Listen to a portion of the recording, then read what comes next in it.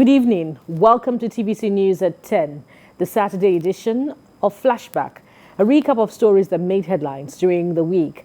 First, let's bring you today's news. After 10 days of paralyzing activities in government-owned hospitals across the country, the National Association of Resident Doctors has suspended its nationwide industrial action. President of the association, Dr. Uyilawa Ohwaihesui, who confirmed the suspension of the strike to TVC News, stated that the leadership of the union took the decision to suspend the industrial action after a virtual meeting with members. He adds that a press conference will be addressed tomorrow. The striking doctors held a series of conciliatory meetings with the federal government delegation, after which a memorandum of action was signed. The resident doctors began an indefinite strike on the 1st of April 2021, demanding payment of house officers' salaries, abolition of bench fees, payment of national minimum wage, consequential adjustment arrears, among others.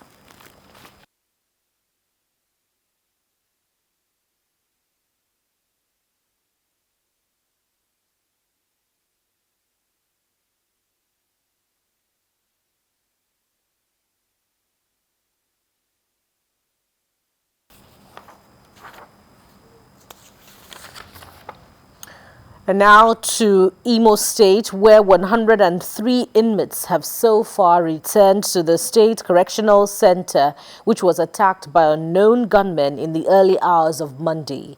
The Deputy Controller of the service in the state, Sheye Olukoya, gave this update when the factional leadership of the Ohaneze Ndigbo, led by Chidi Ibe, paid a visit to the Correctional Center.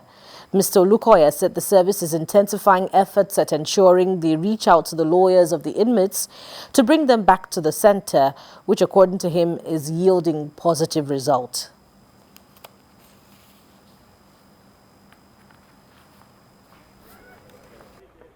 As at this moment we are talking, I have 103 of them.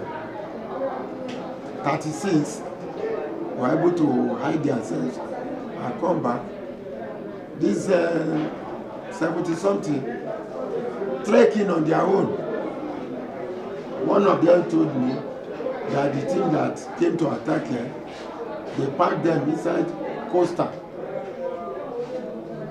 They packed them inside vehicle. They came with Sienna buses in large number, healers in large number, and they were packing them inside vehicle and they took them away. But many of them, for example, the person taken to Umaya, started trekking back before he saw somebody that helped and dropped him in the area, and he trekked in. We have been making contact with them. Many of their lawyers who have been coming here, we have their numbers. We've been calling them, they have been bringing them. We're here, we have been able to look at and ascertain the extent of damage, and it's unfortunate that this building was touched very badly.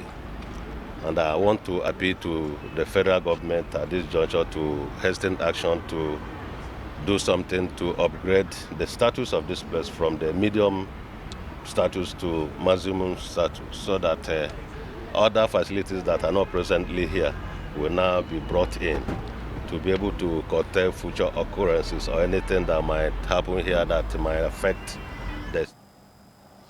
In Katsina, operatives of Sector 4 of the National Border Drill have intercepted a brand new Toyota ambulance fully loaded with bags of rice. The ambulance was intercepted along the border axis of Abia on its way into the country. Our correspondent, Abdulatif Yusuf, brings details in this next report.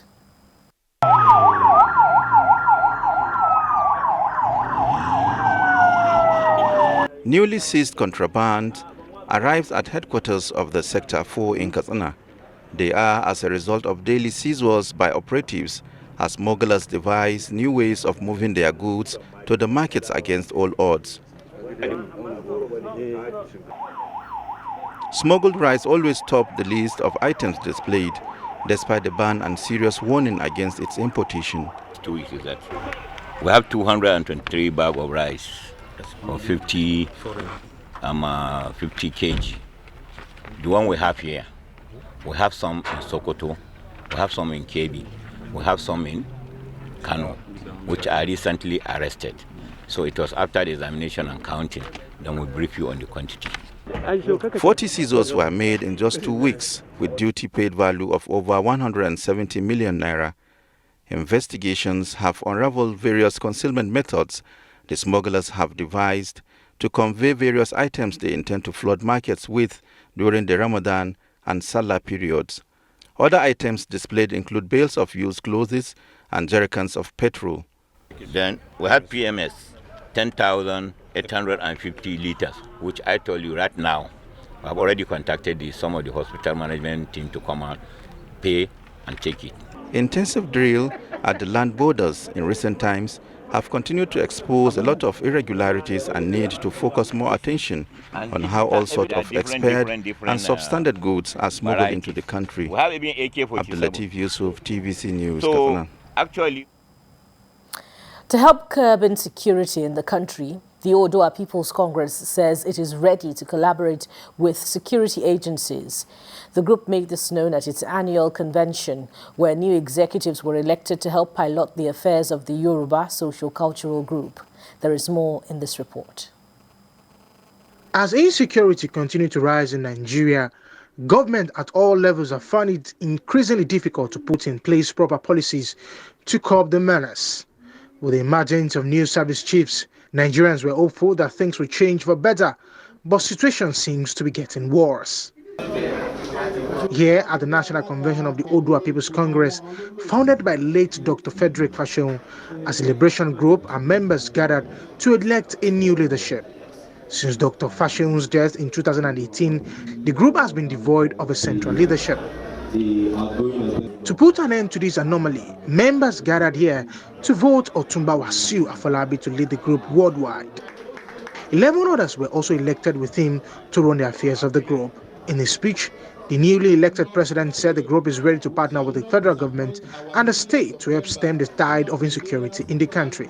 The OPC will support all the security agencies, because security issue is not only police or security agency alone. We will set our own committee to assist all the Nigeria agency to tackle this insecurity in Nigeria. For members of the group, Nigerians deserve better than what is currently being served at all levels of government. We need to preach equity, fairness and justice. Without peace, without fairness and justice, without equity, peace will continue to elude us. But I want to urge those in leadership position to make sure that Nigerians come together in unity. There is no unity, there is no integration. Over 100 years after amalgamation, it will surprise you that we are still groping for unity. This country is our only country. No matter how aggrieved we may look or we may be, there is no need for us to tilt into war. There is a need for us to integrate. There is a need for us to use this opportunity to build what is called Southwest Development Commission, whereby an interregional administrative structure from federal government will amass the necessary development for the Yoruba land. For many years, the current leadership of the country must do all in its powers to restructure Nigeria. Ademola Lawrence, TVC News, Lagos. The American Society of Safety Professionals is calling for an improvement in public safety in Nigeria. This formed part of discussions at its 8th Professional Development Conference, which held in Lagos. Correspondent Theophilus Ilama was there and now reports. According to the Lagos State Emergency Management Agency, LASEMA, at least 300 fuel tankers were involved in various road crashes in the state last year. This and many other disasters have raised concerns about public safety in the country. This informed a meeting of safety practitioners, rubbing minds on the way forward. Safety in public places is key and is important, especially at this hour that we are, because thousands of people are killed daily on our roads, domestic accidents in marketplaces, and of course, even in many of the unorganized private sectors. So that's why we feel these should be given serious attention. There are laws put in place. There have been establishments of ministries, enforcement bodies that the government had put in place to make sure that people are safe, environment is safe, access is safe. That is good. But some of those laws need to be implemented. Some of them are old, they are obsolete. They also need, like the Factory Act, they need to be reviewed. Guests have maintained that all stakeholders, including the government, must collaborate to create massive awareness of public safety. Someone is supposed to be in charge of the ordinary man building, the ordinary man that is a carpenter, the ordinary woman that is in the market, going into transportation, commodities, aviation, construction. Do they actually know, if they are not in the company where safety is practiced to the letter, do the ordinary man know what safety is all about? I would say to a very large extent, the awareness is low. We need the right legislation about public safety. We need the right legislation. We need the right system in place. We need the right organization to drive public safety. However, these guests are in agreement that the promotion of public safety will in turn yield to development in the country. Theophilus Ilama, TVC News, Lagos. The National Center for Women Development has launched a liquefied petroleum gas project in Abuja. This project aims to encourage the use of liquefied petroleum gas as a means of cooking. Celestina Area reports. Gender equality is a crucial determinant if energy sector development is to contribute to economic growth. Access to clean cooking energy is a gender issue because women are primarily responsible for cooking in virtually all cultures. In the past, energy access programs and policies focused mainly on providing electricity connections and neglected cooking energy. While 1.3 billion people lack access to electricity, more than double that number, about 3 billion people mainly in South Asia, but also in Africa, parts of Latin America, and elsewhere still rely on solid fuels for cooking and heating. Switching from traditional biomass fuels to modern fuels for cooking, such as LPG, can reduce women's workload and time burden, improve health and decrease deaths. In spite of such constraints as fear of domestic accidents, higher fuel expenses, and supply issues, women are gradually warming up for the use of liquefied petroleum gas. Secondary benefits include how time saved is used by women to improve their families.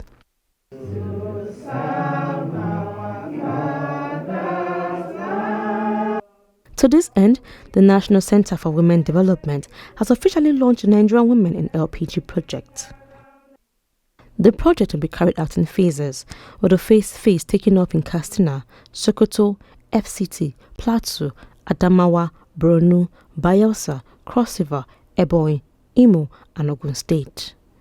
It is designed to increase the penetration of LPG and integrate women in its usage. We have a massive door-to-door campaign and distribution of safe-to-use LPG cans through the Women Development Centers by creating kiosks at the 774 local government to serve as the micro distribution center, the MDCs.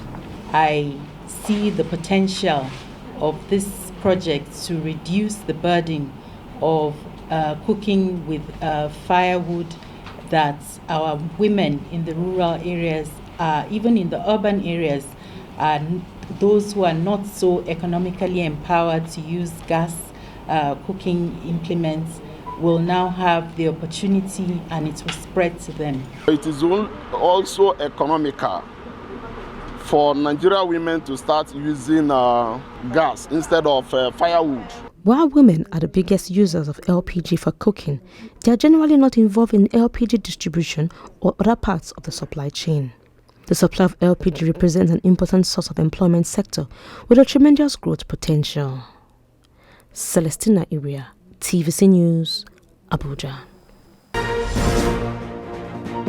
Thank you for staying tuned. This is TVC News at 10. President Muhammadu Buhari has congratulated the president of Dangote Group, Aliko Dangote, on his 64th birthday. In a statement by the Senior Special Assistant on Media and Publicity, Garba Shehu, the president extended his goodwill message to one of Africa's leading philanthropists and industry giants. He described Dangote as a key partner and a corona warrior who has continued to show consistent faith in the country. He notes that while the pandemic placed enormous strain on many nations, the burden was made somewhat lighter for Nigerians and the government. President Buhari attributed such feats to the support and cooperation of citizens like Dangote, whom he said displayed great empathy and sacrifice to mankind in his own way. Civil servants in Niger State who are contributors to the National Housing Fund scheme will now be able to access loan facilities from the Federal Housing Authority Mortgage Bank to benefit from a social housing scheme that seeks to meet the housing needs of low and medium income earners. The private consortium, Akikugbe Akeredolu Ali, called for the support of the Niger State government in securing permits and statutory approvals as the project progresses. The governor of Niger State, Sani Bello, says situating the housing scheme in Suleja will go a long way to addressing the housing deficit for residents and even people working in the Federal Capital Territory. To actualize this laudable scheme, the consortium has chosen Federal Housing Authority Mortgage Bank as a linked primary mortgage bank. The financing structure for the project by the consortium is to leverage the financial pool of the Federal Mortgage Bank of Nigeria for housing program using the off-taker approach by targeting the state and federal civil servants in Niger State who are contributors to the National Housing Fund scheme and by extension interested members of the general public that are qualified to partake in the program in line with conditions stipulated by the Federal Mortgage Bank of Nigeria. And if you look at Suleja, it's a beautiful place, beautiful environment, but yet you have so many scanty shelters around here. So I would like to congratulate the promoters of this project, that this will go a long way towards addressing the shortage of housing for residents of Suleja and even beyond. On the part of government, we will try our best. Maybe we can help with the small road here. The governor of Taraba State, Darius Ishaku, has urged governors of the 19 northern states to lend support to the campaigns undertaken by their wives to check drug addiction and rehabilitate victims. He made the call when he received a delegation of Wives of Northern States Governors Forum led by Dr. Aminat Bello, wife of the Niger State Governor in Jalingo. Correspondent Abia Denus's report is presented from our studio. A recent release by the National Drug Law Enforcement Agency, NDLA, estimates that over 14.3 million adult population in the country between the ages of 15 and 64 use hard drugs. The survey further reveals that 10.6 million Nigerians abuse opiates, while 2.4 million youths and adults abuse codeine-based syrups, with 92,000 more using cocaine. But the growth in illicit drug consumption among the middle-aged is another scary situation. It's attributed as one of the factors responsible for the high crime rates across the northern states and the nation in general. The 19 northern governors' wives have shown concern and are working around the clock to tame the monster. They are in Jalingo to support the efforts of Darius Ishaku, wife of the state governor, in rehabilitating victims of drug abuse. A rehabilitation center built by the First Lady of Taraba is commissioned. The chairperson of the 19 Governors' Wives Forum, Dr. Aminat Bello, at the event, reveals that thousands of youths in the north have been assisted by the forum in drug-related issues. What is unique about the one here in Taraba is that this was actually the initiative and the effort of Her Excellency, the wife of the governor. For those of us who have gotten the ones in our states, we rode on the backs of our husbands and made sure the government did it. But in her case, she did it and we are now handing over. Governor Darius Ishaku describes drug abuse in the country, particularly in the north, as endemic and alarming, and said the role being played by the northern governors' foreign wives is noble and must be encouraged. He calls on governors in the region to support the forum to energize them to do more for their states. What is being commissioned today is life to some human beings. The drug addiction has damaged and destroyed many, many people. The wife of the Taraba State Governor, Ishaku, noted that drug abuse is partly responsible for most of the crimes threatening the country today and calls on all citizens to support projects being executed to curb it. Drug abuse has been identified as a leading factor of very violent crimes. Handing over of the rehabilitation center to the state government is for sustainability, as it may be the only center throughout the Northeast for now. A victim of drug abuse shares experience on how Taraba First Lady helped him out. But the Oyo State chairman described the initiative as a step in the right direction, believing it to curtail youth restiveness. I've been into drugs and life for like 15 years before I was rescued. The commissioned rehabilitation center in the premise of Taraba State Specialist Hospital is the initiative of the First Lady of the state. The building was handed over to the state government during the visit of the northern governors. The ECOWAS Commission has commenced steps towards actualizing its Vision 2050, which seeks to achieve ECOWAS of the people rather than ECOWAS of states. This move began with a consultative engagement organized by ECOWAS Commission for all policymakers across member states. Moyo Thomas reports.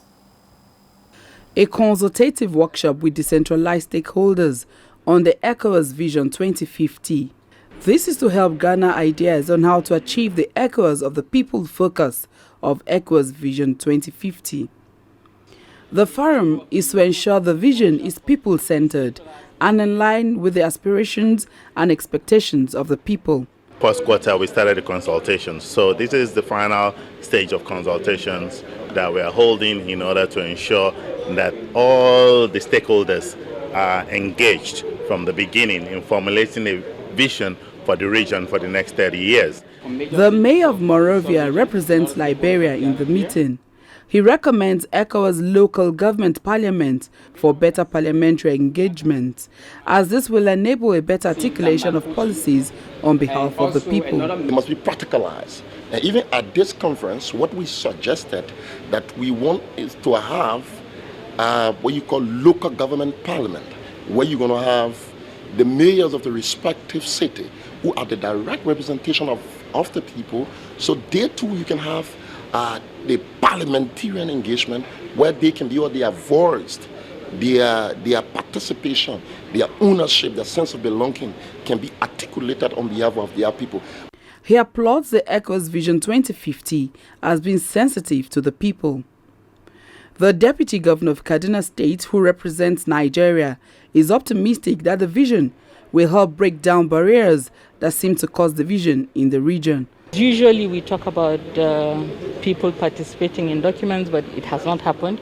So this is very important that our thoughts, our ideas, our suggestions are being heard and they're being taken into consideration so that we can move from an ECOWAS of states to an ECOWAS of the people. Invited stakeholders play a vital role in the development and implementation of the ECOWAS Vision 2050 document and its framework for the region. Their recommendations and critical solutions will be incorporated into the design of programs and policies. ECOWAS Vision 2050 is not only committed to development and governance, but also to developmental policies that will help promote women and youth empowerment. Moyo Thomas, TVC News, Abuja. Lovers of art from far and wide in Lagos witnessed performances from talents in the drum world. This was during the commemoration of the World Drummers Day, which brought with it glamour and creativity. Baraka Agberemi witnessed the different artistic displays.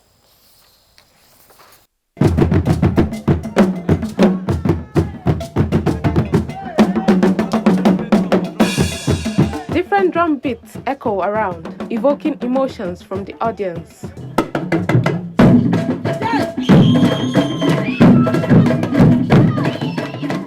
Such is the power of the drum as controlled by these drummers. Drum is a very fantastic and very powerful symbol for almost all of the arts, no matter how you look at it. Apart from the aesthetic part of drum, apart of the communication part of drum, drum signifies hope, happiness, because it is expected that wherever you hear drums, right, there should be a kind of body movement, right? And most often, this body movement, they resound, they come back in joy. Is it good news or bad news? Even when it is bad news, it's announcing something ahead.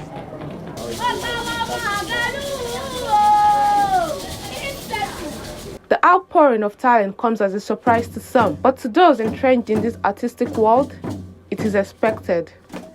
Those children were able to interpret the drums. They did not interpret the drums only, they were able to beat the drums, and they were able to even dance to the drums. To me, that is a very good thing. It's education. I'm amazed by the energy and the energy of all these troops. I have seen some of them, but today is a special day. They all gathered together, and the performance is just wonderful. The Guild of Theatre Art Drummers put these all together to celebrate the World Drummers Day. The Nigerian Guild tapped into the idea to showcase not only the use of drums, but the aesthetics to Nigerians. It's a day we are trying to celebrate our profession, what we've chosen to do. So it's a day we want to educate the general public to about the strength of the drum, the power of the drum, what drum has got to offer to the individual and the society in general.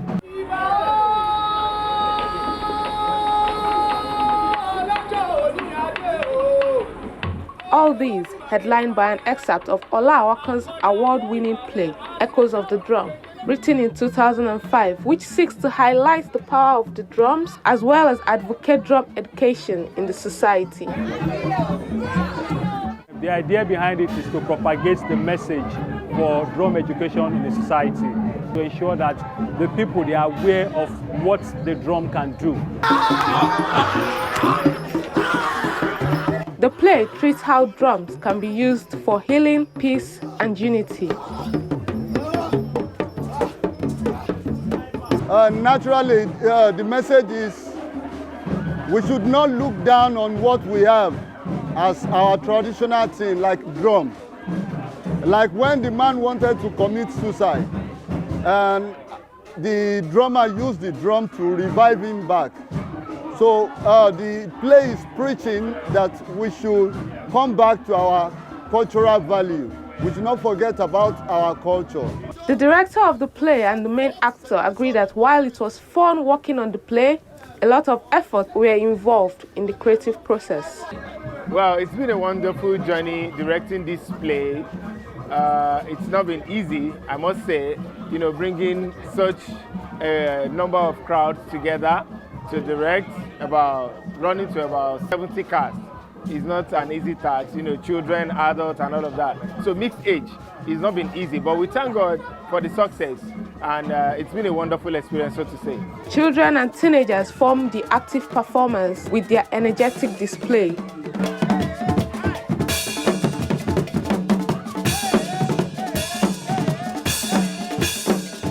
These artists congregated to form beautiful art pieces with their equipment and talent for enlightenment and entertainment. Beyond the entertainment value, art as a means of communication is a tool that can be utilized for societal reforms and mobilization. Baraka Agberemi, TVC News, Lagos. Outside Nigeria, the Prince of Wales has paid tribute to his father, saying he will miss him enormously. Speaking on behalf of the royal family, Prince Charles said the Duke of Edinburgh had given the most remarkable, devoted service to the Queen, family, country, and also to the whole of the Commonwealth. He said he was a much-loved and appreciated figure who will be missed greatly. Prince Philip died on Friday at the age of 99. My father, I suppose the last 70 years, has given the most remarkable, devoted service to the Queen, to my family, and to the country, and also to the whole of the Commonwealth. And as you can imagine, my family and I miss my father enormously. He was a much-loved and appreciated figure. And apart from anything else, I can imagine, and we're so deeply touched by the number of other people here and elsewhere around the world in the Commonwealth who also, I think. And may his soul rest in peace. You're watching TVC News at 10. We'll take another break now and return with more. Stay with us.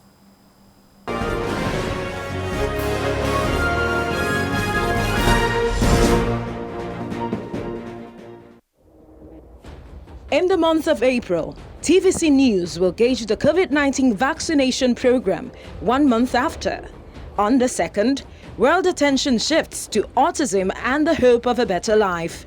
Global health takes center stage on the 7th. Mother Earth will be the focus on the 22nd. World Malaria Day is on the 25th. Also, picking the pieces of what is left of communal peace in Igango 2 months later. And lovers of jazz music cannot miss the 30th on International Jazz Day. Stay with TVC News.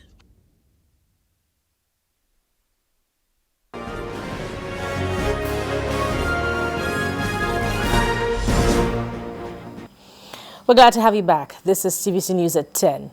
In sports, Emmanuel Naibe and Meseret Dinke have emerged winners of the 2021 edition of the Lagos City Marathon race. They also went away with a cash prize of $30,000 each. Only 300 athletes took place in the race, as Solomon Ajiziogu reports. This was a packed field of elite athletes looking for Olympic qualification and the big prize of the Lagos City Marathon. The speed with which the runners got to the halfway mark raised hope for a possible course record and an Olympic entry time. At the finishing line, Emmanuel Naibe of Kenya won a closely run race, finishing ahead of Darius of Ethiopia. Naibe emerged champion with a time of 2 hours 15.01 minutes. Geleta came second, while fellow Ethiopian Demiso Gudeta finished in 3rd place. Artists have not been running because of COVID, and most of them, this is their first race, and the winning time of 2:15.04, to me, it's not too bad. By the time they ran 1:05 as halfway mark, I was happy.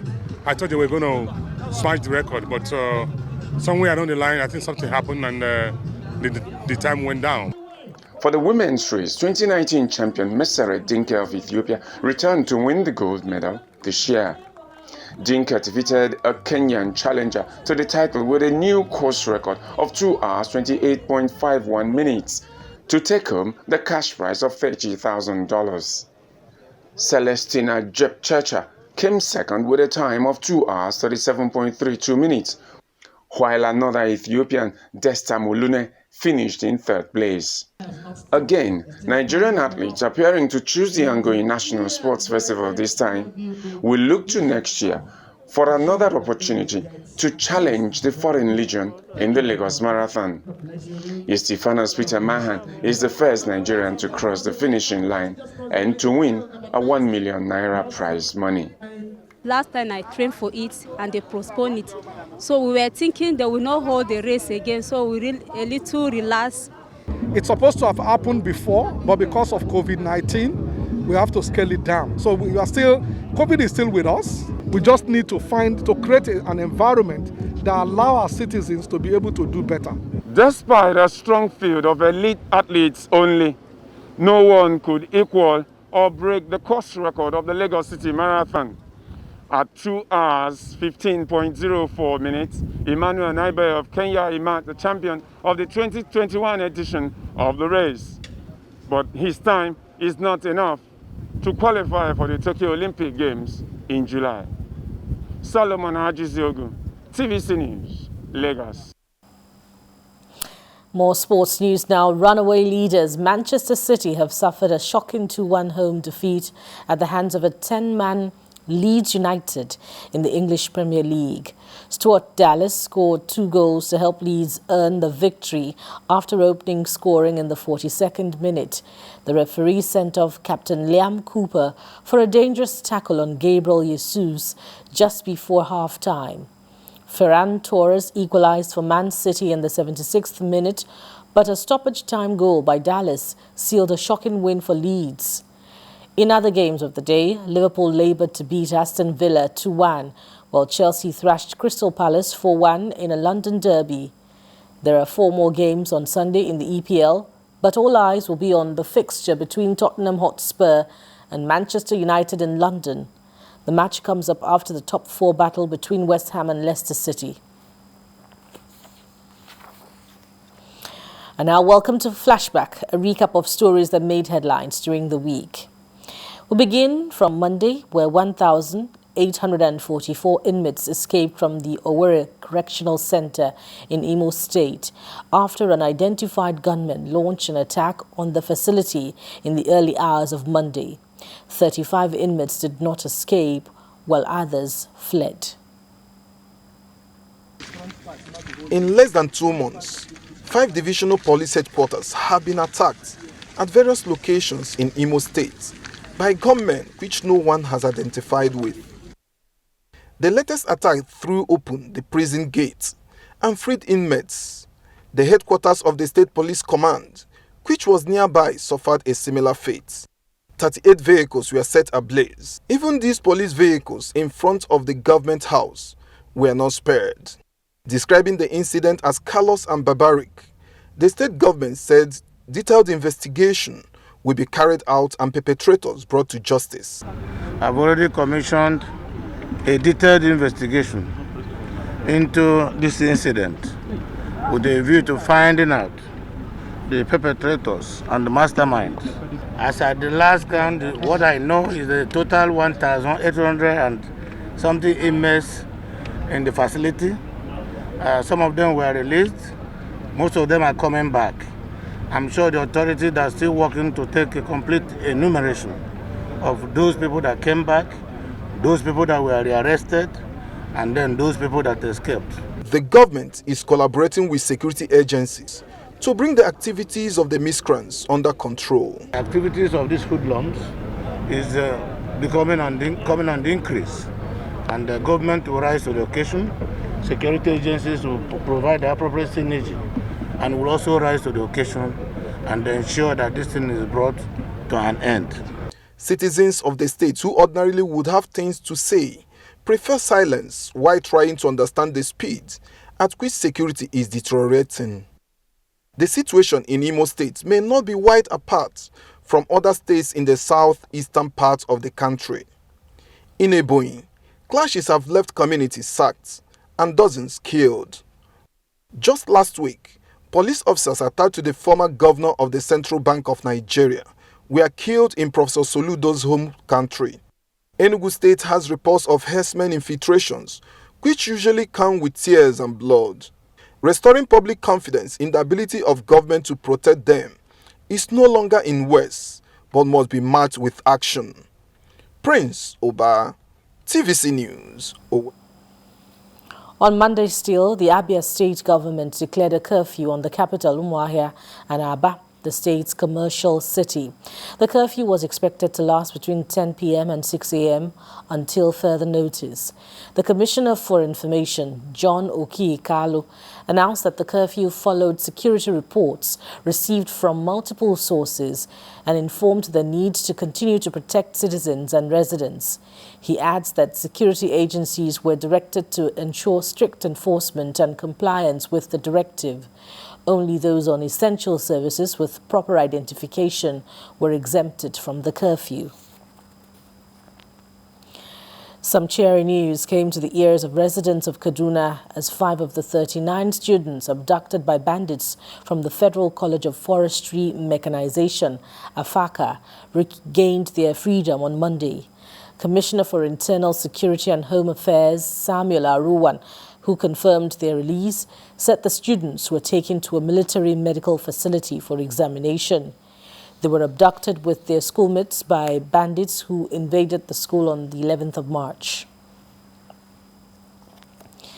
And it was a surprise to many Nigerians as President Muhammadu Buhari appointed Usman Alkali as Acting Inspector General on Tuesday.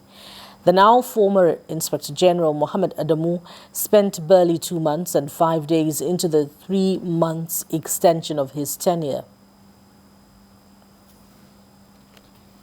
He visited Oyo State and ordered the use of overwhelming force against IPOB, who has been blamed for attacks on the custodial center and the police command. But Mohammed Adamu will be returning to Abuja as a former Inspector General of Police following the appointment of Usman Alkali to the role of Acting Inspector General. Sources at the force headquarters say the announcement of the change of guard came as a surprise to Mohammed Adamu, who was barely 2 months and 5 days into the 3 months extended tenure. At the right places for them to be able to do the job. The 20th Indigenous Inspector General of Police, who was appointed to the position on January the 15th, 2019, is a revered international police officer who held several positions at Interpol. His tenure was marred by wild protests against police brutality in October 2020. Usman Alkali takes over the mantle of leadership at a time the country is faced with serious security challenges characterized by banditry and insurgency. Born on March 1, 1963 in Gaidam, Oyo State, the acting IGP enlisted in the Nigeria Police on March 15, 1988. Until his appointment, he was the Deputy Inspector General of Police in charge of the Force Criminal Investigation Department at the Force Headquarters. Sifon Asian, TVC News, Abuja. And that same day, Tuesday, Acting Inspector General of Police Alkali Baba Usman assumed leadership of the police, promising to tackle insurgency and banditry in the shortest possible time. Our defense correspondent, Sifon Asian, reports. It started out at the presidential villa. The Acting Inspector General of Police is decorated with a new rank for his office by Vice President Yemi Osinbajo.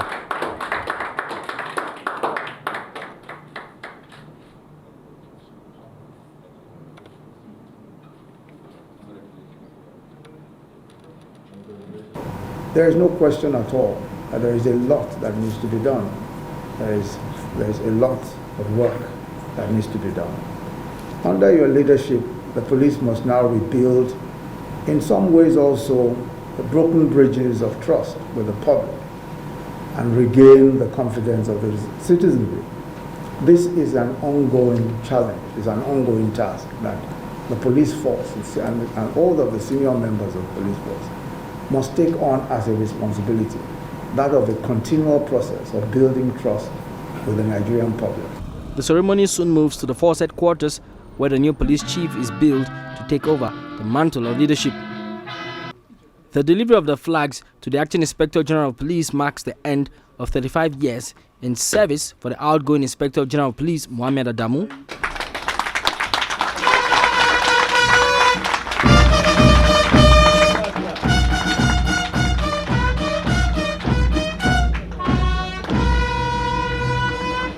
And he is coming in at the most auspicious time. The police have found themselves under attack by non-state actors who grow bolder by the day.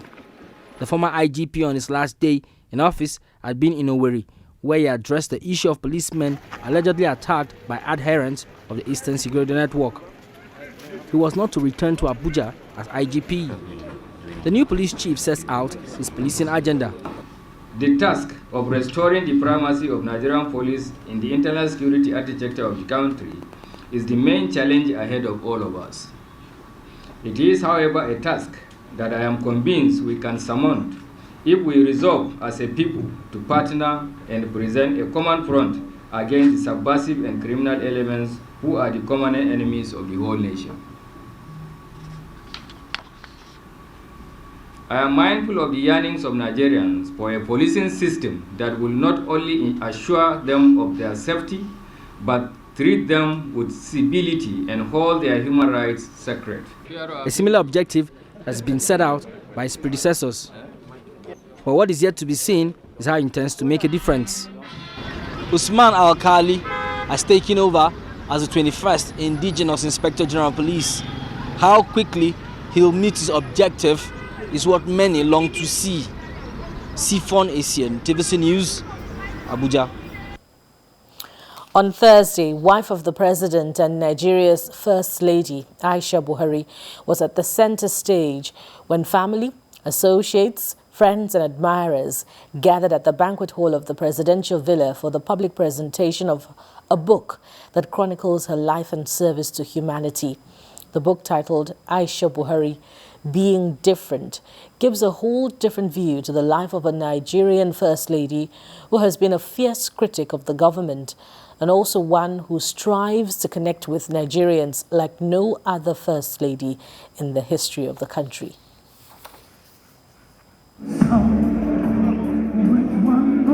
This is the first time in a long time the First Lady will be seen in public. She returned to the country a few weeks ago after a prolonged stay abroad. But now she has again become a topic of discussion, as a book that captures many of her life's untold stories is presented to the public. Aisha Buhari has become well known as not just the wife of President Muhammadu Buhari or the First Lady, but as a vocal advocate of the less privileged, using her Future Assured project to touch lives. She is also a fierce critic of government failures, not minding that her husband is the head of the government. Chairman of the event, Asiwaju Bola Tinubu, says Aisha Buhari has used her works to short arguments from critics that the Constitution does not recognize the office of the First Lady. Aisha was totally committed to ensuring the success of the campaign of then candidate Buhari and later to the success of the administration of President Buhari. She has a naturally strong connection with the average person because she speaks with sincerity and belief. We notice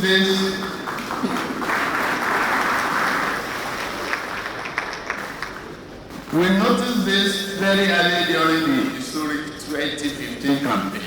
The book is a compilation of accounts by people who have interacted closely with the First Lady. In all, they agree that Aisha Buhari is different. Vice President Yemi Osinbajo told the people who had gathered to honor Mr. President's wife how she played an important role in President Muhammadu Buhari's political life and his long walk to winning the presidential election for the first time in 2015. Hajo Sani's book seeks to document the practical work that she's also done in the past 5 years. But it begins with a detailed and, I must say, sensitive chronicle of her childhood years and her growth as a woman, a wife, and a mother. The author of the book that is likely to dominate public discourse in the coming days says it spotlights the First Lady as a different person in the corridors of power that uses her office to inspire hope in the girl child. Her Excellency's lifelong passion on women and children, especially in the last 6 years, is significant and has attracted commendation within Nigeria and beyond. Through Future Assured program under Aisha Buhari Foundation as a platform for delivery of service. The well-attended book launch talks about the significance of the role of the First Lady in national development. Goodwill messages also poured accolades on Aisha Buhari. We have no future without our children, and her philanthropic efforts in supporting women, the vulnerable, and children is simply unprecedented. So mommy once told me, Halima, the name Aisha carries with it a lot of trials. I am an example. And I told her, mommy, I wish I could name every one of my daughters Aisha over and over and over again. The book's public presentation was put together by the Office of the First Lady in collaboration with Women and National Development. The book was reviewed by Professor Fatai Aremu from the National Institute of Public and Strategic Studies. The foreword was written by President Muhammadu Buhari. Femi Akonde, TVC News, Abuja. And on Thursday evening, 5 more students of the College of Forestry, Afaka, regained their freedom. Their release came less than 3 days after 5 students of the same school were released. The bandits attacked the college located in Igabi local government area on March the 11th and abducted the students, but 172 of them were rescued, leaving 39 in captivity. So far, 10 students have been freed, leaving 29 still in captivity. We are happy to inform you that last night, the Kaduna State Police Command, under the leadership of CP Umar Musa Muri, recovered 5 more students and immediately informed the Kaduna State government of the development.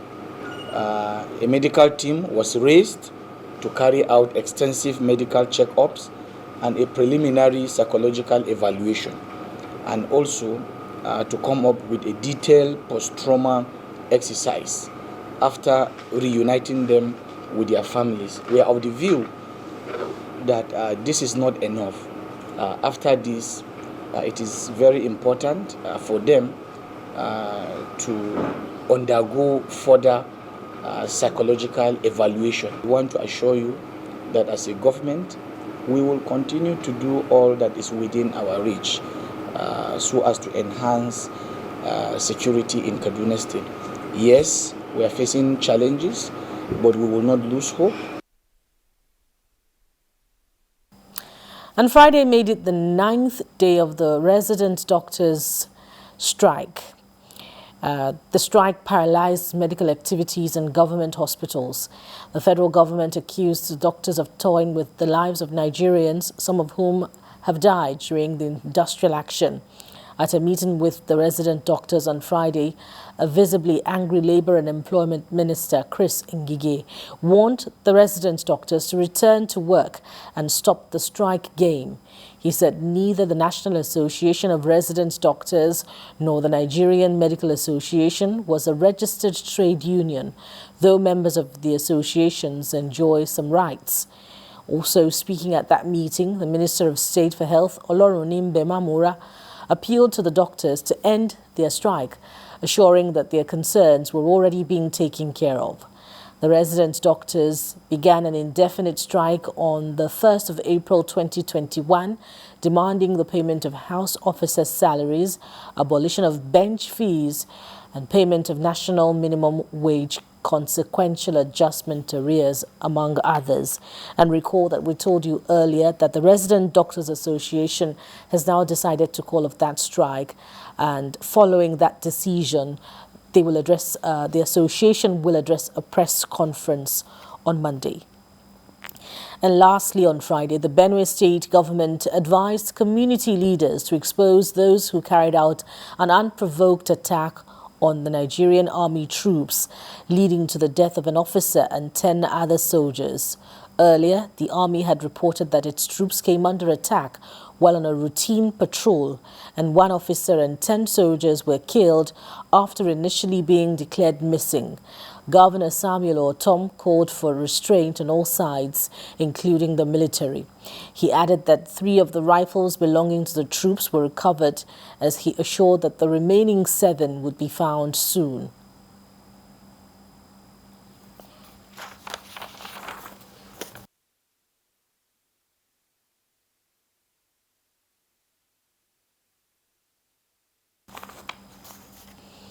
And that does it on TVC News at 10 this Saturday, and the edition that brought you Flashback, a recap of stories that made headlines during the week. Don't forget to follow us on all our social media platforms for real-time updates. We're on Facebook, Twitter and Instagram at TVC News NG. You'll also find these stories and more on our website, tvcnews.tv. Thank you for watching, and up next on TVC News is Reporter's File. And tonight's episode will begin with a show reel of activities at the ongoing 20th National Sports Festival. It's all yours to enjoy. Stay with TVC News. Good night.